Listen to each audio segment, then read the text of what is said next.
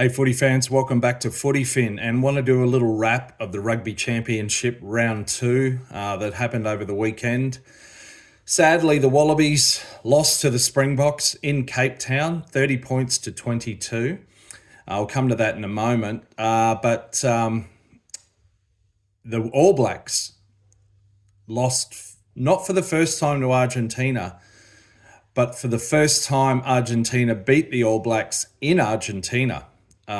Surprisingly, they've beaten them twice in New Zealand, but never in Argentina. So well done, Argentina. A 6-point win in the end, well deserved. A bit of a shock for the All Blacks in a way. But at least they come away from that with a losing bonus point, which the Wallabies did not from Cape Town. And this could be crucial in the end. So the Wallabies went down 30 points to 22. They did fight very bravely, and some key injuries to key players. So they lost fullback Tom Wright after about 3 minutes. Looks like he's done an ACL and is out for the rest of the season. That's going to hurt. That's going to hurt their strike power.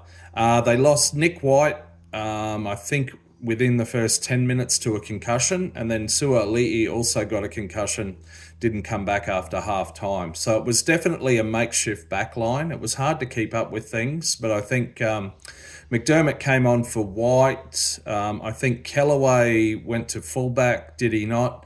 And then Tane Edmed came on at 12, I believe. Ikitau out to 13. I think that's how it panned out. But makeshift backline, and despite that, the Wallabies did rather well, I thought.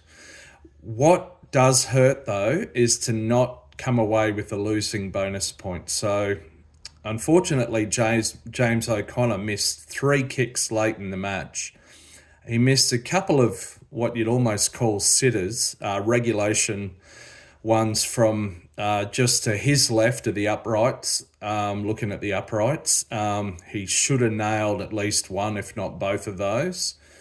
The other one was from halfway, and it was on target, but came down short. Maybe if it had been at altitude in Joburg with the thinner air, it might have made it. But it does hurt to not get one of those, because this could prove crucial. Currently, after 2 rounds, each of the 4 teams have won 1 and lost 1.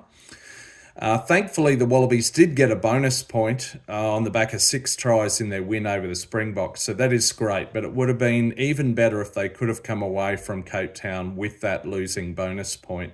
And yeah, look, not to harp on or crucify James O'Connor, but he really should have got at least 1 or more of those kicks at this level. So that hurts. But to take a step back, it is amazing one thing I've realised 10 minutes ago, the Wallabies come away from South Africa having scored more points than the Springboks across 2 matches. So I think 16 was the margin in the first game and 8 was the winning margin for the Boks. So that's pretty amazing. And in my own mind at the start of this tour, I was kind of thinking to myself, well, if the Wallabies can at least be competitive, that will be great. And if they can come away from the tour with at least 2 losing bonus points, or 2 bonus points, either through losing by 7 or less or for 4 tries, that'd be a good outcome. So to think that they're coming away having won at Ellis Park by 16 points, 6 tries, and a winning bonus point, okay, that's pretty bloody good. Shame they didn't get the bonus point, but hey, on balance, we'll take that. So anyway, it hots up now. Week off for all the teams, well deserved. Then there's travel for the Boks and for Argentina. Argentina will face the Wallabies in Townsville within 2 weeks, and the Boks travel to New Zealand. Now, I should know this. I believe the first test is at Eden Park, the first of 2. One of them is. That should be a crackerjack match. Both teams are kind of hurting to some degree. The Springboks, of course, were bolstered by the return of Handré Pollard amongst others. Just a great, no-nonsense sharpshooter of a kicker, ever reliable. So you'd have to think they'd start him again in the tests against the All Blacks. But the All Blacks have a few selection dilemmas, big question marks over some of their back line and their back three. Discipline issues. They had 3 yellow cards. You just can't do that at this level against a team like the Pumas in Argentina.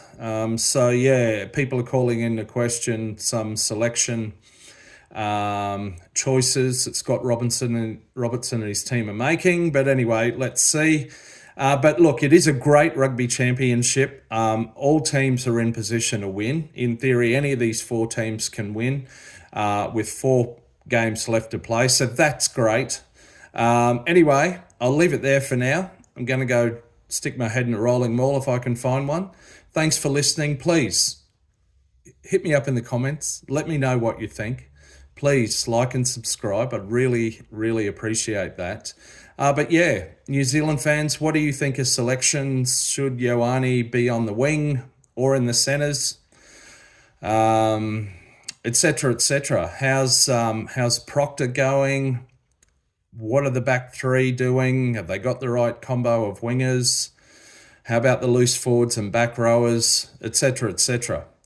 Likewise, Boks and Pumas fans, anyone, rugby fans, hit me up in the comments, please. I'd love it.